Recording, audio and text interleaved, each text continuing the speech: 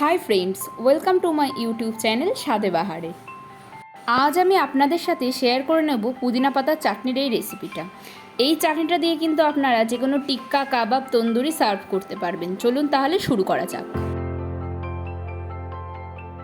প্রথমেই চলুন দেখে নিই চাটনিটা বানাতে আমাদের কী কী উপকরণ লাগছে। আমি নিয়ে নিয়েছি কিছুটা পরিমাণে পুদিনা পাতা, আর নিয়ে নিয়েছি কিছুটা পরিমাণে ধনে পাতা, নিয়ে নিয়েছি দুটো কাঁচা লঙ্কা, একটা পেঁয়াজকে বড় করে কেটে নিয়েছি কয়েক কোয়া রসুন, নিয়েছি আদা, লেবুর রস, চিনি, আর নিয়েছি লবণ। এবার এই সমস্ত উপকরণকে একটা মিক্সিং বোলের মধ্যে দিয়ে দেব। একে একে সমস্ত উপকরণ মিক্সিং বোলে দিয়ে দিচ্ছি। প্রথমে দিয়ে দিলাম পুদিনা পাতা, তারপর দিয়ে দিলাম ধনে পাতা, তারপর কাঁচা লঙ্কা, দিয়ে দিলাম পেঁয়াজটা, দিয়ে দিলাম রসুনটা, আদার টুকরোগুলো, মিশিয়ে দেব লেবুর রস,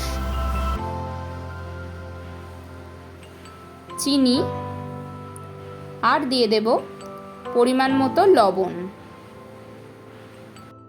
এবার এতে সামান্য পরিমাণে জল অ্যাড করে দেবো। জল কিন্তু বেশি দেবেন না, তাহলে চাটনির ঘনত্বটা পাতলা হয়ে যাবে। এবার এই সব উপকরণকে একসাথে ভালো করে মিক্সিতে পেস্ট করে নেব।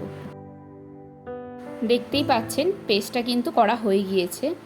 আমাদের পুদিনা পাতার চাটনি কিন্তু একদম রেডি। ভিডিওটি ভালো লাগলে অবশ্যই লাইক করে দেবেন। আমার চ্যানেলটিকে সাবস্ক্রাইব করতে কিন্তু ভুলবেন না। আমার ভিডিও সবার আগে পেতে নিচে থাকা বেল আইকনটিকে অবশ্যই ক্লিক করে দেবেন। আজ তবে এইটুকুনি, দেখা হচ্ছে পরের অন্য কোনো ভিডিওতে।